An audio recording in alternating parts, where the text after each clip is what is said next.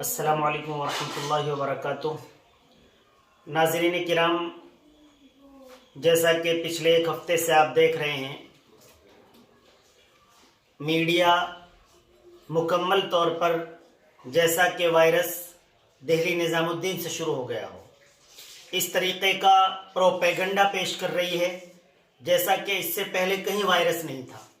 آپ اگر دنیا کے اندر نظر ڈالتے ہیں، کیا چائنا کے اندر بھی تبلیغی اور مرکز نظام الدین کے لوگ وائرس لے کر پہنچے تھے؟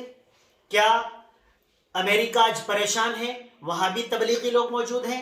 اٹلی بہت زیادہ اپنے آپ کو تباہی اور حیرانی کی طرف لے جا رہا ہے، کیا وہاں پر بھی مرکز نظام الدین کے لوگ پہنچے ہیں؟ اور چھوڑ دیجئے دوسرے ملکوں کو، ہم پنجاب کے اندر دیکھتے ہیں وہاں کس طریقے پر وائرس کے اندر اضافہ ہو رہا ہے، کیا وہاں پر بھی نظام الدین اور تبلیغی مرکز کے لوگ پہنچے تھے؟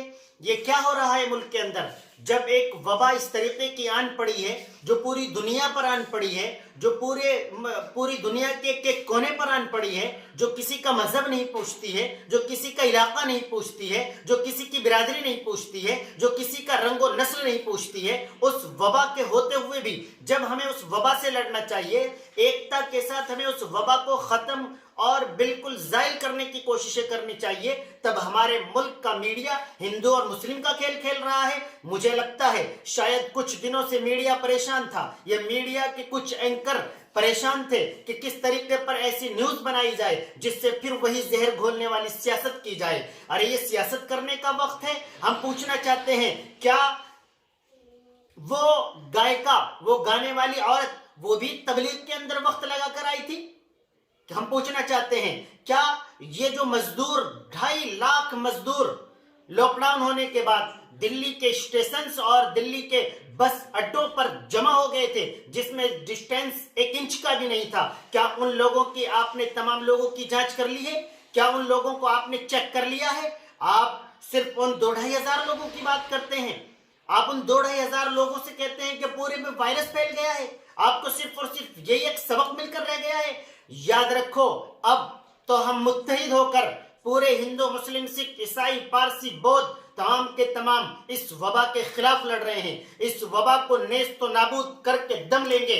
اور یہ بھی یاد رکھنا میڈیا کے لوگوں، ہم انشاءاللہ تعالی اس وبا اور اس وائرس سے نبٹنے کے بعد انشاءاللہ تعالی یہ جو نفرت کا وائرس ہے، ہندو، مسلم، سکھ، عیسائی تمام لوگ مل کر اس نفرت کے وائرس کو بھی ختم کر کے دم لیں گے انشاءاللہ۔